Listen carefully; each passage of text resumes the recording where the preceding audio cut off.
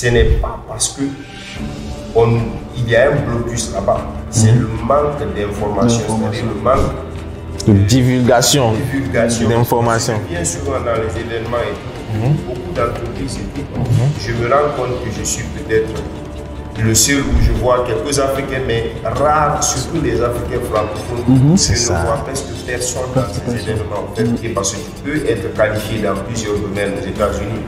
Si tu n'as pas peut-être une connaissance dans une entreprise et tout, je pense que c'est difficile pour toi de te positionner dans cette entreprise. En fait, et beaucoup de gens ignorent cette réalité. En fait. Mais je sais pertinemment que quelques dizaines de milliers de dollars ont été financés par ces deux autres associés. Et c'est ce qui fait que aujourd'hui, je pense que beaucoup de gens se trompent de combat parce que le combat politique se mène d'abord par rapport aux finances. Alors bonjour Monsieur Amadou, comment vous allez? Très bien. Et chez vous? Je vais très bien, j'espère que vous allez bien aussi. Oui, ça va bien. Merci. Bon, aujourd'hui, on est venu voir dans vos locaux. Je suis avec mon ami, on va essayer de partager. On va essayer de poser quelques questions. Vous allez essayer de nous partager avec nous ce que vous faites et comment est-ce que ça se passe ici depuis l'Afrique jusqu'aux États-Unis, le parcours et tout. Donc, merci de nous recevoir chez vous une fois encore et c'est un plaisir pour nous. Monsieur Amadou, pour ceux qui ne vous connaissent pas, est-ce que vous pouvez vous présenter rapidement? Merci encore. Moi, c'est Amadou Diallo. Je suis fondateur et CEO à Be High Tech INC, ici à New York. Donc, je suis ingénieur à la base, ingénieur DevOps. J'ai décidé de me lancer dans le domaine entrepreneurial, commençant en Guinée, et Sénégal, et après, finalement, vers les États-Unis. Be High Tech, est-ce que ça a une signification particulière? D'où est venu le nom? Très belle question. Be High Tech, en termes littéraux, ça veut dire Build High Tech. Build High Tech, ok. Donc ça inspire le fait qu'on veut, c'est-à-dire créer des technologies de très grand haut niveau. Voilà, de très haut niveau en quelque sorte, pour réellement changer la donne dans le domaine technologique. Ok. Ça c'est très bien. Mais avant de rentrer dans le vif de ce que vous faites, est-ce que vous pouvez nous parler un peu de votre parcours depuis l'Afrique? Parce que tout de suite vous avez parlé de Sénégal, Guinée. Est-ce que vous pouvez nous parler de votre parcours depuis l'Afrique jusqu'à aujourd'hui et ce qui vous a motivé réellement à venir ici aux États-Unis? Excellent. Donc déjà, j'ai commencé mes études dans le domaine informatique en Guinée et tout. Après, j'ai décidé de commencer à travailler dans le domaine de l'informatique et un peu dans le domaine minier, en commençant par une société minière qui s'appelle SMNG. En Guinée? En Guinée. Ok. Donc, c'était un stage en général. Et ce stage m'a réellement inspiré, m'a montré quels sont les atouts de la technologie. Et ça m'a motivé encore de poursuivre mes études dans ce domaine à l'international. Et c'est dans ce cadre que je suis venu ici pour continuer les études aux États-Unis. Ok. Alright. Et c'était quoi le passage par le Sénégal? C'était toujours les études ou bien c'était quoi? Voilà, le passage par le Sénégal, je n'ai jamais été au Sénégal. J'ai une associée qui est installée au Sénégal et tout. On a fait l'université ensemble. Elle a fait, c'est-à-dire beaucoup de choses vers le Sénégal. On avait décidé de poser notre premier bureau au Sénégal en quelque sorte. Donc c'est pour cela que j'ai mentionné le Sénégal. Le Sénégal, ok. Voilà. Ok, alright, c'est très bien. Et comment ça s'est passé les États-Unis? Comme déjà vous avez appliqué pour le visa étudiant, comment ça s'est passé votre première impression quand vous êtes venu ici aux États-Unis? C'était comment? C'était directement New York, mais c'était plutôt une autre ville d'abord? Excellent. Mon parcours, c'était un peu plus pointé vers, comment dirais-je, Orlando.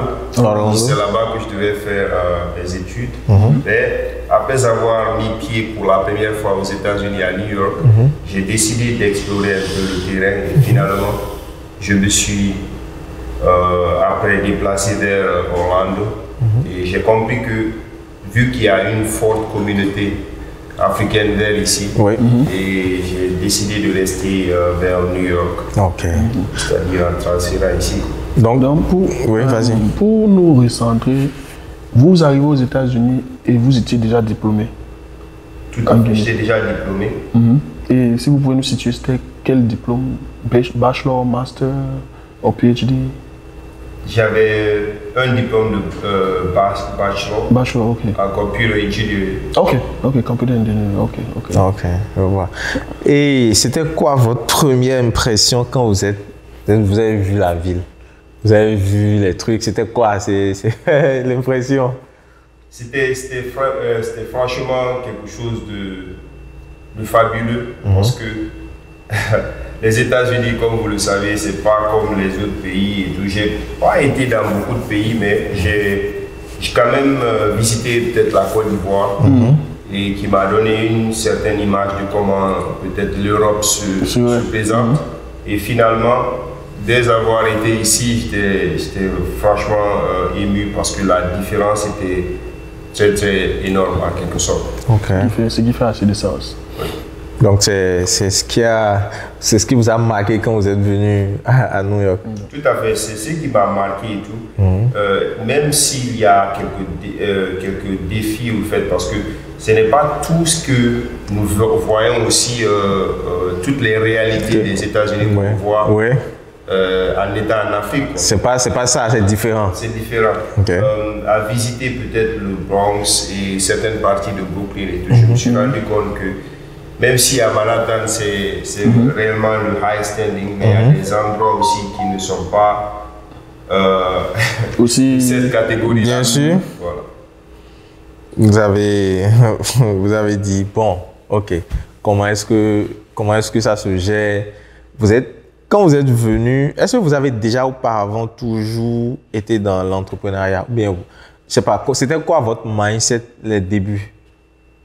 Très belle question. En quelque sorte, l'entrepreneuriat ici aux États-Unis est venu parce que j'ai compris que nous sommes dans un pays capitaliste non seulement, mais aussi un pays où tout ce qui réussit réellement se sont mis dans la position de l'entrepreneuriat. Quand je parle de réussite et tout, je parle un peu plus de ceux qui arrivent c'est-à-dire à monopoliser les capitaux à grande échelle. À grande échelle. Quand je regarde les Asiatiques et tout, on sait que ce sont eux qui occupent le domaine technologique ici aux États-Unis, les Indiens, etc.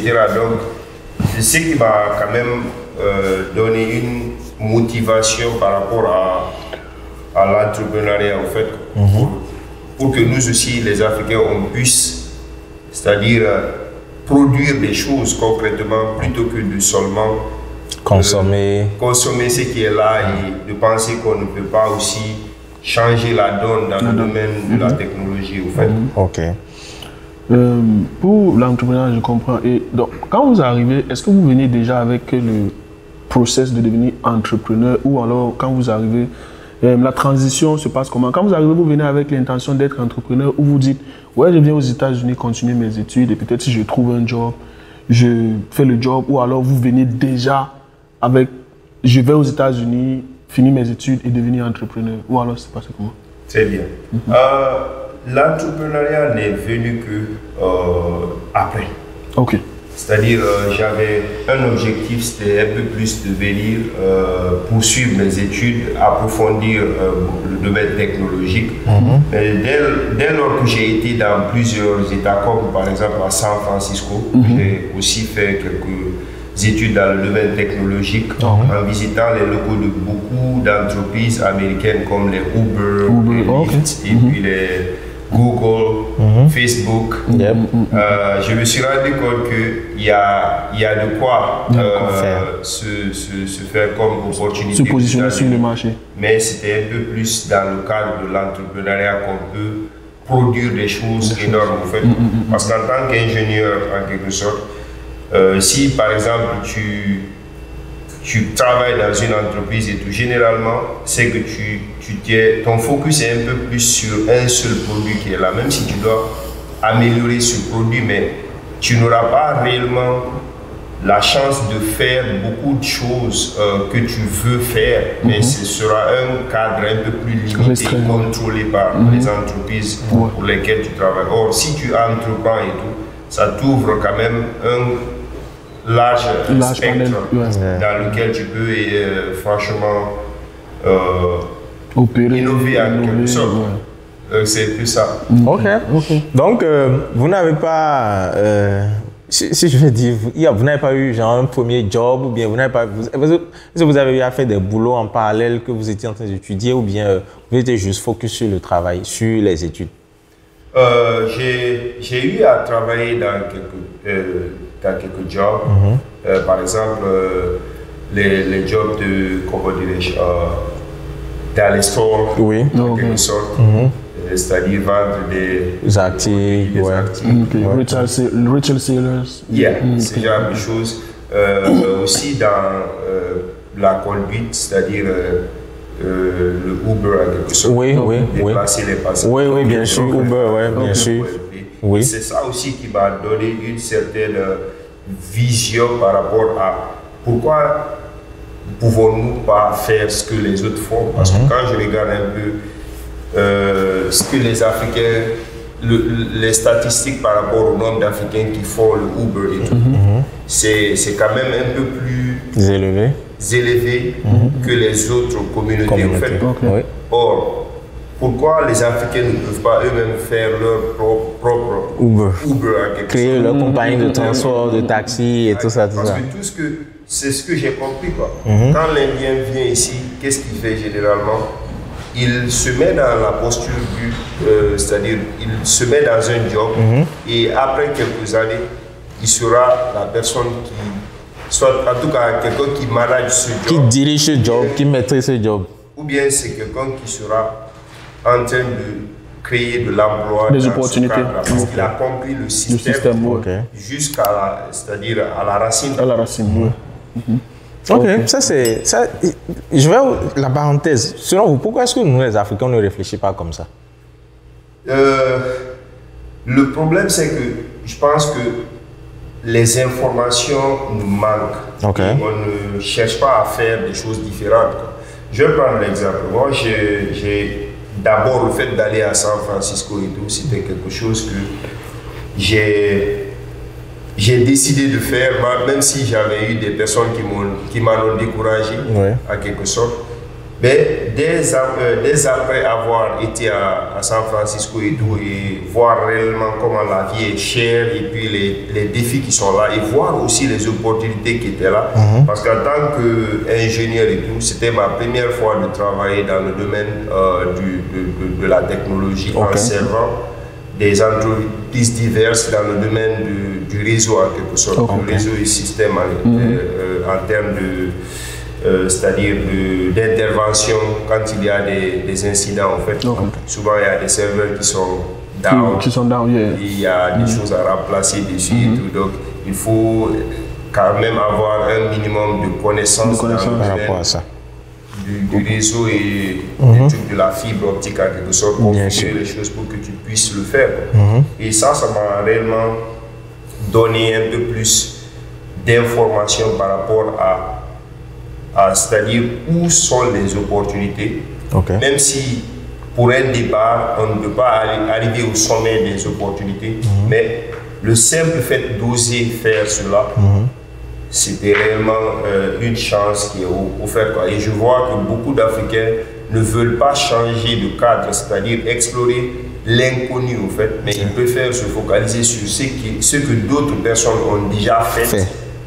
Et c'est ce qui fait qu'il y a généralement un blocus au niveau de la communauté. De la communauté en quelque sorte. Effectivement, je comprends. Donc, pour vous, c'est parce qu'on ne veut pas prendre le risque. Est-ce que c'est pas... Moi, je disais que c'est humain, non? On préfère notre sécurité ou bien... Tout à fait. Moi, je pense que c'est pas pour...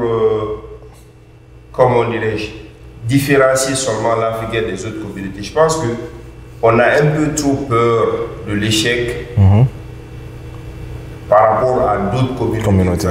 Et on a un peu trop peur de s'unir pour faire des choses. Parce que dès lors que tu as une bonne idée, quand tu viens exposer ça à ton confrère et tout, la première réaction qui est là, c'est qu'il cherche à te protéger. Ah, bon, est-ce que ça, c'est pas... Tu risques de ne pas trouver tel et tel et tout. Or, ce que j'ai compris par rapport à d'autres communautés, dès que tu viens parler d'une idée et tout, ils ne vont jamais te dire que cette idée-là, c'est impossible au fait, généralement. Ils vont te laisser, c'est-à-dire positionner, faire tes propres erreurs dans le domaine et apprendre de cela. Le premier encouragement qu'ils auront, c'est cela. Tu peux essayer, mais il y a peut-être telle ou telle partie que tu peux faire attention à telle ou telle. C'est-à-dire ils ne sont pas drastiques dans le fait de te décourager. Ils te disent que tu peux le faire, mais il y a quand même des obstacles qui seront dedans. Tout à fait. Et justement, autant moi personnellement, en vérité, j'avais envie de vous saluer, mais comme on ne peut pas le faire, on est dans un cadre professionnel. Autant je suis d'accord avec ce que vous dites par rapport au fait qu'il faut peut-être revoir notre façon de voir les choses, notre perception. Mais de l'autre côté aussi, je dirais, déjà, on salue ce que vous faites. Et l'une des solutions, si je dois parler peut-être entre guillemets de solutions, ce serait peut-être que des personnes comme vous et d'autres personnes qui essaient de se positionner en pôle position, peut-être qu'ils essaient de venir vers ces communautés pour leur dire, écoutez, voilà, parce que je crois que c'est aussi quelque chose, construire cette communauté-là, parce que des personnes qui sont peut-être intéressées sont là, mais comme vous avez dit plus tôt, l'information ne vient peut-être pas à eux. Bon, peut-être les personnes comme vous et d'autres qui sont dans ces trucs qu'on salue beaucoup, serait intéressant aussi de venir et de dire, bon voilà, il y a l'information, il y a peut-être ces possibilités, il y a peut-être ces skills qu'on demande, donc pour ceux qui sont intéressés, venez. Donc, si je vais faire le résumé de ce qu'il disait, c'est on a besoin des personnes comme vous pour sensibiliser, parler à la communauté. Venez, on peut faire si telle chose peut se faire, ou bien, si j'ai bien résumé le truc, telle chose peut se faire pour, et surtout les apprendre à communiquer. Parce qu'effectivement, il y a beaucoup de personnes qui ont des projets, mais la peur quand tu vas aller présenter ça à ton frère, il va te dire, ah, ça c'est risqué, hein. Et en même temps, quand on commence à te dire ce genre de choses, ça te limite. Tu as peur. Tu dis, ah, surtout de par ces temps qui courent, on n'a plus trop envie de prendre le risque. Donc, si j'ai bien compris ce que Barry voulait dire, c'est on a besoin des personnes comme vous pour vraiment se rapprocher. On a besoin de beaucoup plus de personnes comme vous. On a besoin des personnes comme nous, en quelque sorte, parce que ce que vous êtes en train de faire aussi, c'est réellement à saluer. Merci. Et c'est dans le cadre de la communication. En fait. Bien sûr, c'est ça. Il faudrait que l'énergie, c'est-à-dire positive, se propage. Soit réciproque. Déjà, c'est en train de le faire parce que s'il y a déjà des personnes qui voient les choses c'est-à-dire de la même façon, ça ne fait que augmenter les chances de réussite dans ce domaine. Maintenant, revenons à votre compagnie, votre société. Comment l'idée de créer cette société-là, comment elle est venue? Comment est-ce que vous êtes en train de réfléchir par rapport à ça ou bien qu'est-ce qui vous a envoyé, qu'est-ce qui vous a poussé à lancer cette compagnie-là? Le premier facteur, c'est le fait que j'ai vu pas mal d'entreprises ici aux États-Unis. Je me suis dit, mais je vois qu'on étudie beaucoup de choses, c'est-à-dire dans le domaine technologique, on est qualifié dans différents domaines. Et on a tendance souvent à utiliser le mot « je suis ingénieur ». Mais je me suis mis dans une position, en fait, que le mot « ingénieur » ne veut pas forcément dire que je dois aller calquer tout ce qui a été fait, qui existe. Or, si j'ai une idée que je peux produire et qui marche et tout, je peux aussi me mettre dans la posture d'un ingénieur. En fait, quoi. Un ingénieur, c'est-à-dire c'est quelqu'un qui crée quelque chose, en fait, Bien sûr. qui a existé ou qui n'a pas existé en quelque sorte. Donc, étant donné que cela a été vérifié et tout, je me suis dit, bon, je pense que ici on est dans un pays capitaliste. Bien sûr. En tant qu'Africain, on peut aussi, c'est-à-dire aller au diapason du monde, en quelque sorte. Et voyant ce qui se passe dans les grandes entreprises comme les Facebook, les Google, voilà, Uber et tout. J'ai vu pas mal c'est-à-dire de synergie au niveau des gens qui travaillent dans ces entreprises et tout. J'ai vu comment ils arrivent à innover en quelque sorte. Et c'est ce qui m'a poussé avec le facteur manque aussi d'opportunités, parce que tu peux être qualifié dans plusieurs domaines aux États-Unis. Si tu n'as pas peut-être une connaissance dans une entreprise et tout, je pense que c'est difficile pour toi de te positionner dans cette entreprise. En fait. Et beaucoup de gens ignorent cette réalité, en fait, parce que même l'algorithme de LinkedIn, c'est basé sur je connais telle personne. Bien sûr. C'est un réseau. C'est un réseau. Ouais. Donc, avant que tu n'aies une opportunité et tout, il faudrait que tu saches, c'est-à-dire comment le système fonctionne. Donc, cela m'a fait comprendre réellement que quelque part, on a des limites en fait, à atteindre certaines opportunités dans les entreprises et tout. Mais en innovant, peut-être que nous aussi, on peut créer des emplois au lieu d'être employés quelque part. Parce que beaucoup de gens sont là, ils ont les compétences nécessaires, mais n'ont jamais eu la chance de toucher à une machine. En tout cas de faire ce que d'autres personnes font. Quand je prends l'exemple de ChatGPT, ChatGPT était là, ça fait peut-être des années. C'était en 2020, peut-être que d'autres personnes ont commencé à toucher à ChatGPT. Et tout. Mais si moi j'ai commencé à toucher à ChatGPT, c'est en 2023 peut-être et tout. Bon. Est-ce que je peux me comparer à quelqu'un qui a déjà eu l'exposition de ChatGPT depuis 2020? Depuis 2020. Donc ça fait que c'est un peu compliqué au fait. J'ai vu que notre problème c'est que on n'a pas trop eu l'accès à ces ressources. Et quelque part aussi, ce n'est pas parce que il y a un blocus là-bas. C'est le manque d'informations, c'est-à-dire le manque de divulgation d'informations. Bien souvent dans les événements et tout, beaucoup d'entreprises et tout, je me rends compte que je suis peut-être le seul où je vois quelques Africains, mais rares, surtout les Africains francophones, je ne vois presque personne dans ces événements en fait. C'est ça. Or, ces événements sont ouverts à beaucoup de personnes. Donc, il faudrait que, pour revenir quand même au cadre, c'est ce qui m'a quand même poussé à venir vers l'entrepreneuriat, parce que je me suis dit, bon, si on ne peut pas avoir les jobs peut-être aux États-Unis qu'on recherche réellement, pourquoi ne pas alors créer ces jobs pour pouvoir changer la donne? Oui. Pour une anecdote et tout, j'ai une fois habité avec un Asiatique et tout. Il est venu me trouver dans l'entrepreneuriat. Il a créé c'est-à-dire application AI et tout. Et en l'espace d'une année et tout, ils sont aujourd'hui à 6,5 millions de dollars de financement. Si eux, ils ont pu faire, ce n'est rien de mystérieux. Il est venu m'expliquer l'idée qu'il voulait après avoir vu le dynamisme que moi j'avais dans le domaine du truc. C'est quelqu'un qui cherchait le job, notamment. Mais avoir un Africain aussi qui est en train de lui parler de l'entrepreneuriat et tout, qui est motivé et tout, qui fait des choses concrètes et tout, il s'est dit, bon, je peux aussi essayer. Et il a essayé, il m'a montré l'idée qu'il était en train de faire.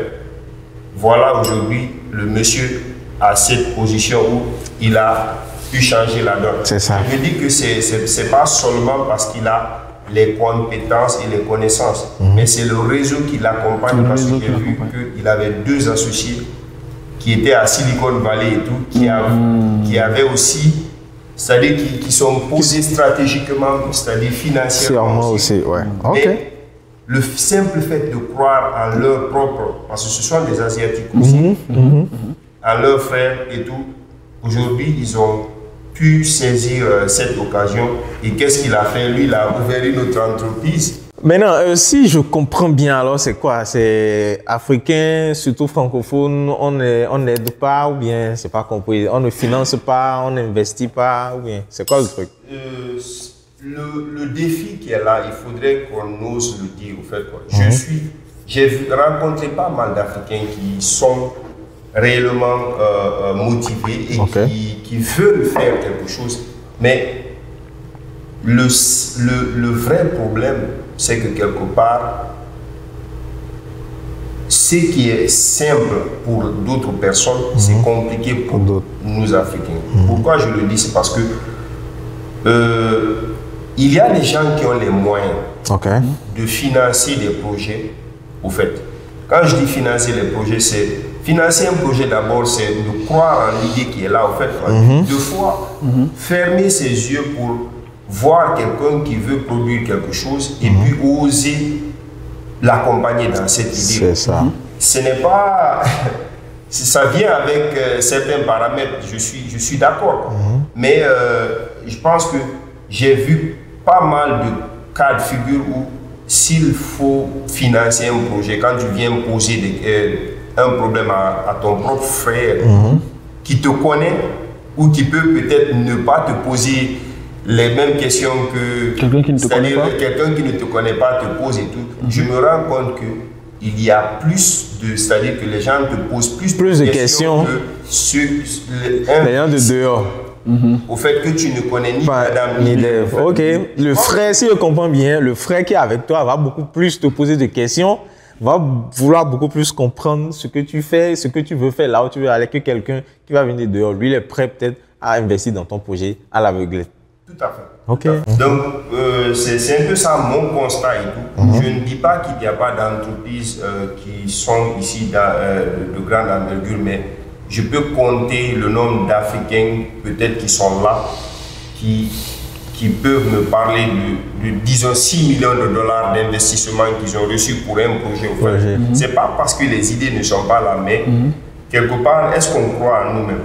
Les francophones, je pense qu'on est un peu plus confrontés à ce défi que les anglophones.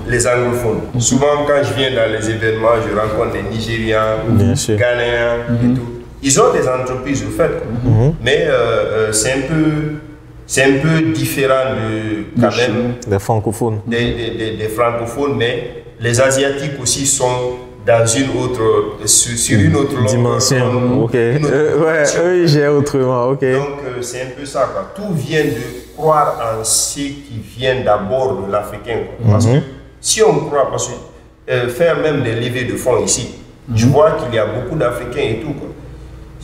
Peut-être qu'on n'a pas besoin pour un départ d'aller chercher des fonds ailleurs. On peut trouver ça dans la communauté. Parce que je prends l'exemple sur cet Asiatique et tout. C'est pas comme si ils avaient mis des millions de dollars sur la table pour un départ. Mais je sais pertinemment que quelques dizaines de milliers de dollars ont été financés par ces deux autres associés. L'idée venant de lui. Et je peux dire que c'est une idée que si je venais à mettre cette idée à disposition des Africains, ce sera quelque chose de stupide, au fait, c'est vrai, si on leur propose, si je comprends bien ce que vous avez dit, si vous proposez par exemple aux Africains de venir investir dans votre compagnie ou bien dans quelque chose, ils seront réticents, c'est ça? Je parle des Africains francophones, ils seront réticents. Ils seront réticents et tout, quoi. Ok. La vraie raison, en fait, c'est que quelque part, on a tendance à mystifier ce qui est produit par d'autres personnes que ce qui est produit par nous-mêmes. Par nous-mêmes, en fait. Et je prends l'exemple sur cette application dont je te parle et tout. Si je te disais que bon, je veux produire une application qui fait c'est-à-dire qui peut te faciliter l'obtention d'un job, c'est-à-dire en faisant un interview, juste tricher. Est-ce que si tu mettais ça sur la table, tu disais à un Africain que bon, je vais utiliser AI pour que AI m'aide à répondre aux questions que le recruteur peut me poser en temps réel. Il va te dire que mais attends, moi je ne peux pas financer quelque chose où on est en train de tricher pour passer à une interview. C'est ça. Voilà le japonais et le chinois Lui, il a fait. Qui a fait ça. Il a été financé par la chose, prenant l'exemple d'un investisseur, j'ai oublié le monsieur là, c'est le gars de Alibaba. Oui, Jack Ma. Il a commencé par des trucs qui ne sont pas légaux. Bien sûr. Et finalement se retrouver avec quoi? Alibaba, des grandes compagnies. Ouais, effectivement. Et c'est exactement ce que le monsieur a fait. Ok. Et ils ont commencé là. J'étais là, je voyais comment ils quantifiaient, c'est-à-dire les entrées d'argent en fait. Dis-moi un business qui peut te produire, disons, en l'espace de 2 mois, un business africain, tu vois 40 000 $, nouveau business ça grow up. Ouais. It doesn't make sense. Yeah. So the numbers were there. Donc c'est comme ça que j'ai vu le monsieur évoluer. Et finalement, je viens d'apprendre très récemment que en janvier de cette année ou quoi, ils ont eu un financement de 6,5 millions $. Donc, ce n'est pas des montants exorbitants qu'ils ont utilisés pour commencer. En fait, ils ont juste commencé quelque part en croyant à leur idée qui est là. Et finalement, d'autres ont mis aussi dedans. Les VC viendront accompagner un projet qui est là et qui ouvrira maintenant des opportunités d'employer peut-être d'autres Africains dans le domaine et d'autres communautés au fait. Travailler avec d'autres communautés, c'est différent. Mais quand ce truc-là, ça revient toujours. Il n'y a pas d'organisation. Même la dernière fois, quand on était allé chez Maria, même c'est la même chose, elle disait. Travailler avec, il faut employer le système américain, les règles, c'est la même chose. Comment ça se passe? Il faut être dur, strict, carré. Mais quand tu travailles avec les Africains, quand tu veux imposer ça là tout de suite, on trouve que tu es bizarre, tu exagères, tu es ci, tu es ça. Elle, de l'autre côté, elle a mis tellement de règles que même pour prendre le téléphone, c'est même pas. C'est ces trucs-là, quoi. C'est pour ça que j'ai posé la question. Comme vous avez commencé à dire, gestion ressources humaines et tout, mon idée, est-ce que c'est quel type de communauté, en fait? C'est ça. C'est tellement vrai que je pense que c'est l'une des plus grandes problématiques qu'on a en fait. C'est comme en Afrique, souvent, on a tendance à dissocier les gouvernants, c'est-à-dire de la population. Or, c'est la population qui fait les gouvernants. Quand on regarde la Guinée ou bien on regarde le Cameroun, on ne fait pas la différence entre le gouvernement et la population. Donc, ce qui veut dire que si une entreprise ne produit pas de bons résultats, c'est parce que quelque part, à l'interne, il y a des choses qui ne vont pas, qui ne sont pas faites. Donc, ça, c'est un aspect qui est réellement compliqué et tout. L'aspect aussi, c'est-à-dire les réalités sur le terrain, par exemple, américaines. Par exemple, si j'ai une idée brillante à exposer peut-être à c'est-à-dire un VC, quelqu'un qui finance les projets, généralement, dès lors que nous-mêmes d'abord on n'a pas confiance en nous et tout, je ne suis pas étonné que ces gens voient des idées brillantes venant des Africains et que ils ont quelque part on met l'idée dans le tiroir en fait. Comme je l'ai dit, je pense que d'abord avant que on ne cherche à se positionner, c'est-à-dire stratégiquement sur le plan international, on doit d'abord se positionner sur le plan national. On est ici d'abord entre Africains.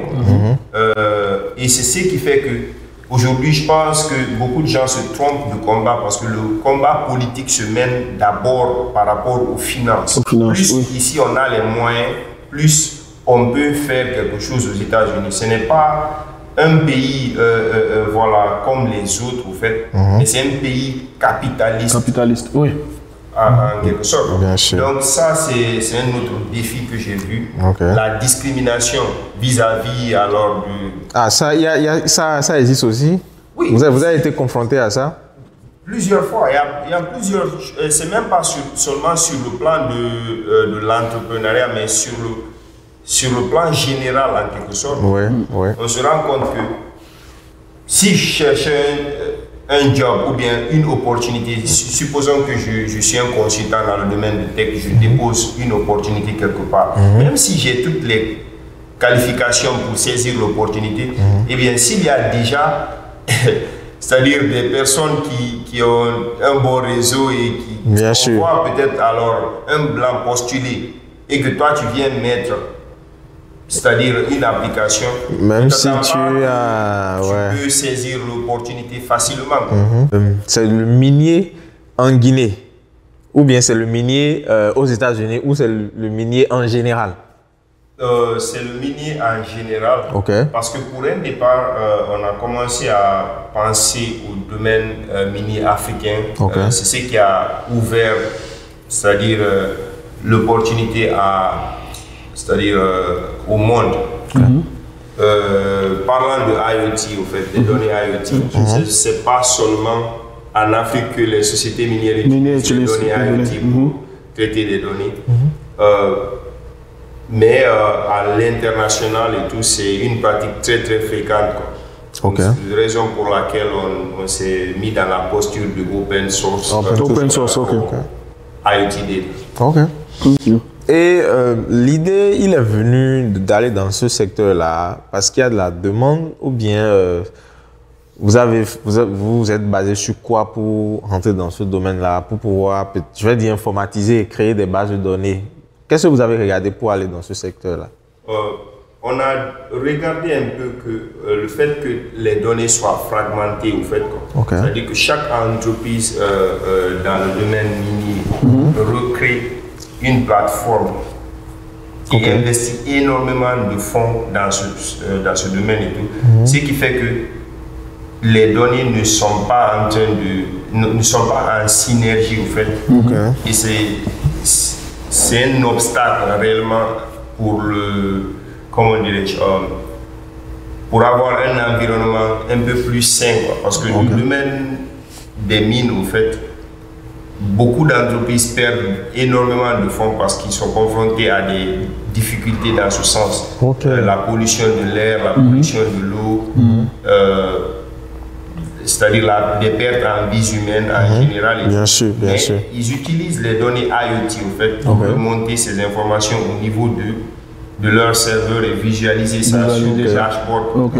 Or, avoir maintenant une plateforme open source, c'est-à-dire une plateforme qui fait qu'il y a beaucoup d'entreprises qui sont en train de partager des données entre elles et tout. Ça crée une synchronisation au niveau des données. Exactement.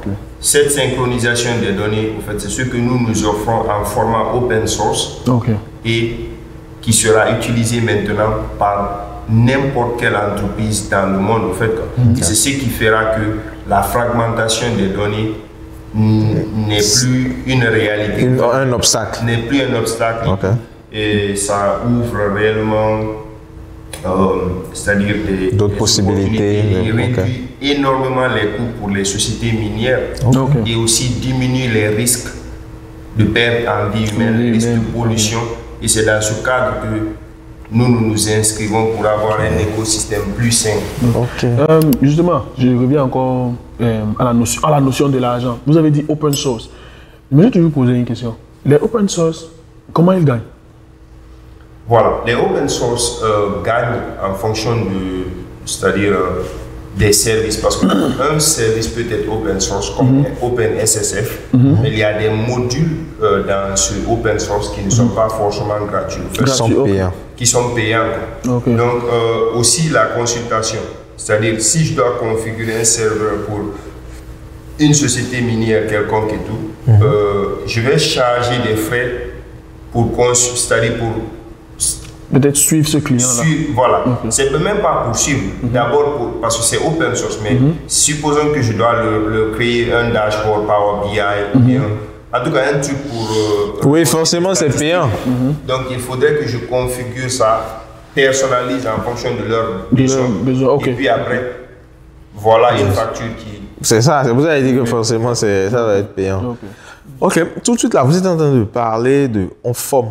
Est-ce que vous formez, quand vous dites former, c'est former dans le domaine de l'informatique, ce que vous faites, ou bien c'est quand vous créez le logiciel, l'application, que vous formez les gens à l'utilisation de ça, ou bien vous formez en général? Très bien. On forme en général dans le domaine technologique. Votre compagnie forme en général dans le domaine technologique? Oui. Ok. Donc, on forme dans le DevOps, dans la cybersécurité, dans le cloud computing, et puis aussi dans le développement de logiciels, en quelque sorte. Ça, c'est juste une valeur ajoutée parce que c'est un peu plus pour faciliter la transition dans ce domaine à beaucoup d'Africains, parce qu'on a compris que quelque part ici, étant donné que la langue est un obstacle, le fait de fournir ces cours-là à des gens qui parlent le français peut-être et tout, ça peut faciliter après leur transition dans quelques années, après avoir compris la langue. Ah, donc vous le faites en français, les formations, les cours que vous faites sont en français? On les fait en français et en anglais parce que, comme je l'ai dit, il y a des personnes qui sont venues mais qui n'ont pas forcément la langue. Oui, bien sûr. Il faudrait aussi leur donner la chance de s'imprégner de ce domaine. Ok, bien sûr. Étant donné qu'ils sont en train de faire une transition vers la langue anglaise.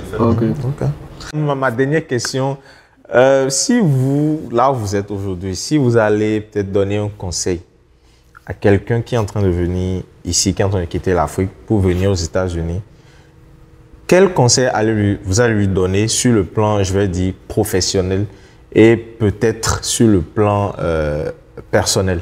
Comment est-ce qu'il peut faire, si on se base sur ce que vous avez vécu, toutes les expériences que vous avez eues, parce que vous en avez quand même accumulé, quel type de conseil vous pouvez donner à quelqu'un qui vient aujourd'hui, qui quitte l'Afrique, qui vient?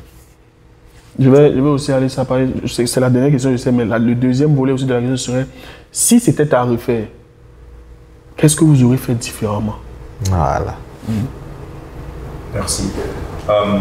Ce que moi, je peux donner comme conseil à ceux qui viennent nouvellement de l'Afrique et tout, d'abord, ici, si vous avez fait des études en Afrique, ne revenez pas refaire les mêmes études ici à l'extérieur en partant de zéro. Beaucoup de gens font cette erreur parce que je vois d'autres communautés qui viennent et ils arrivent à directement s'insérer dans le domaine de l'emploi sans même avoir, c'est-à-dire cette, comment dirais-je, cette compétence dans le domaine de la langue anglaise. En fait, ils arrivent à quand même joindre les deux bouts, mais vu qu'ils connaissent leur domaine, ça ne change rien en quelque sorte. Donc si tu as fait informatique en Afrique et tout, si tu reviens ici, si tu ne peux pas faire directement un master peut-être dans le domaine informatique, ne reviens pas refaire une licence que tu as fait en Afrique. Reviens alors peut-être au moins, évalue un peu ton diplôme ici à l'international et tout, et viens t'installer dans une classe pour peut-être faire une autre année supplémentaire et continue ton cursus pour avoir maintenant un bachelor après une année. Et là, ça ne fait pas une perte, quoi, parce que non seulement tu t'es imprégné du système américain, mais aussi tu arrives à obtenir ton diplôme dans un temps très court. Donc ça, c'est un deuxièmement. Ce que j'ai eu comme expérience ici, c'est que dans le domaine de la technologie, les entreprises ne considèrent pas vos diplômes. C'est-à-dire, quand je dis vos diplômes et tout, bien entendu et tout, ils veulent que vous sachiez faire le travail, mais ne mettez pas votre diplôme d'abord en première position. Mettez votre expérience en première position. Parce que si je suis un employeur et tout, j'ai en face de moi quelqu'un qui a fait ses études à Harvard et tout, la première question que je peux me poser et tout dans le domaine technologique, c'est qu'est-ce que tu peux changer ici sur le plan de la technologie, au fait, quoi. Quelle est ton expérience, Donc je vais te poser des questions par rapport à ton expérience project-based. Donc si tu ne peux pas répondre à ces questions-là, c'est que je pense que tu ne peux pas m'apporter ce que je peux ce que je veux réellement dans mon entreprise. Donc il n'y a pas de valeur ajoutée. Il n'y a pas de valeur ajoutée, quoi. Parce que apprendre une théorie, comme on l'a dit, en classe et venir dans le domaine, c'est-à-dire sur le marché de l'emploi, c'est deux choses différentes. c'est toujours très très différent. Revenir, refaire les études à zéro et tout, ce n'est pas intéressant en fait. Ouais. Ça c'est un. Deuxièmement, comment dire, moi j'ai pas repris les études à zéro, mais je suis revenu, j'ai fait un peu le business administration. Parce que je me suis rendu compte que les universités veulent te faire payer de l'argent encore. Oui, bien sûr. Reprendre. Or, si tu évalues ton diplôme avec, c'est-à-dire des plateformes comme World Education Service, cours par cours, ça fait que tu es déjà, c'est-à-dire tu as déjà la licence, tu peux directement faire ton master dans autre chose. En fait.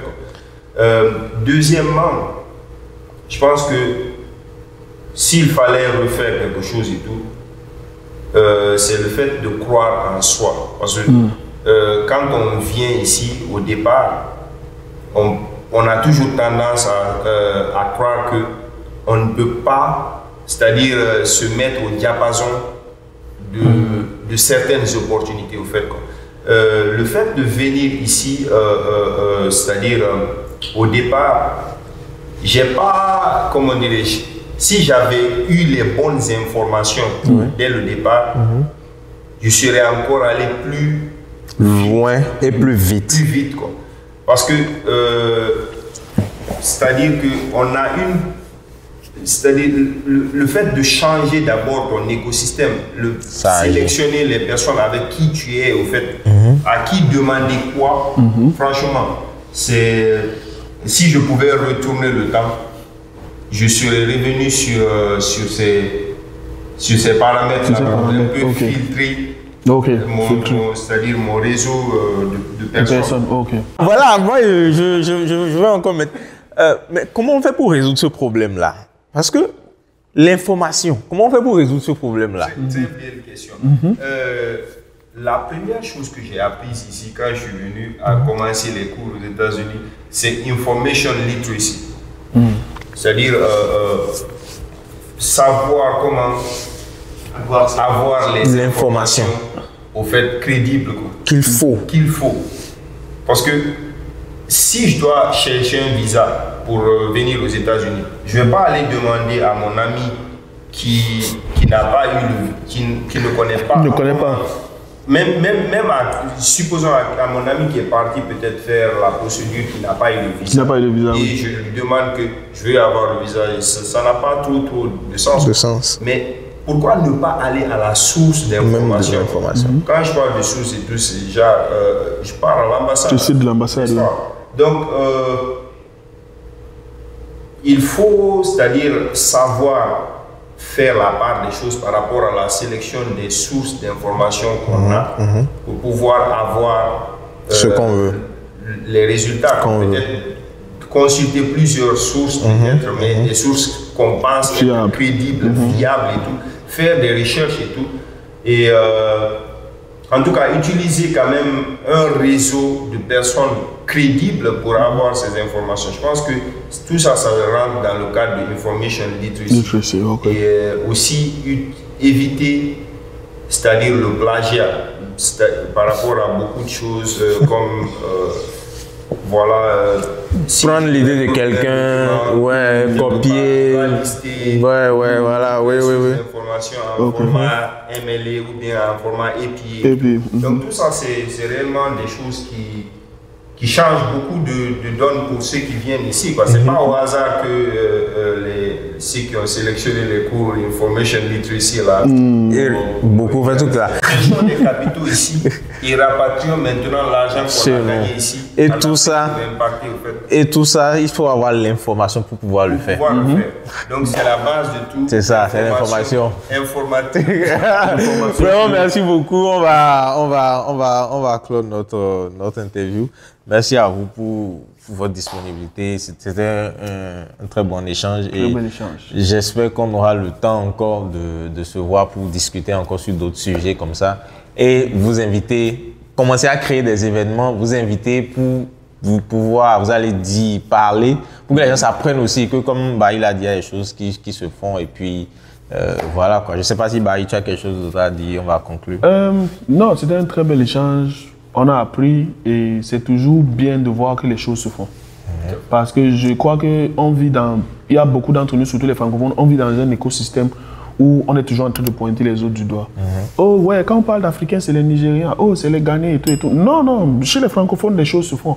Mais le problème, c'est que arrêtez de croire que c'est chez les autres. Donc du coup, les choses se font. Et comme je disais aussi plus tôt, oui, l'information, c'est un problème. Et peut-être que ce serait aussi important pour vous aussi de venir avec l'information chez nous pour qu'on arrête d'avoir l'excuse de oui, l'information est là, mais on n'a pas accès à l'information. Donc, ce serait un truc aussi. Parce que je crois qu'il y a des gens dans la communauté qui veulent faire des choses, qui veulent acquérir ou qui ont déjà les compétences et qui aimeraient se lancer, par exemple, dans le domaine de la tech ou d'autres choses. Mais on a besoin de personnes comme vous pour dire que les choses se font, les choses se font et on veut travailler avec vous. Donc, merci beaucoup et on espère vous revoir une autre fois, peut-être dans un cadre moins professionnel pour discuter, échanger. Pour prendre du thé ou du café et discuter de manière plus relaxe. Merci beaucoup. Merci, énorme merci à votre équipe. Je pense que c'est réellement la seule manière de véhiculer les informations et créer la synergie entre nous, Africains. Et je pense que malgré tout ce qu'on a dit, il y a des personnes très, très impactantes dans nos communautés. Et je pense qu'avec ça, on pourra réellement créer cette connexion et continuer à grandir ensemble, comme on l'a dit. Et je reste ouvert à d'autres opportunités aussi dans le futur. Ok, all right. Donc merci beaucoup à vous et ce fut un très bel échange. Merci. All right.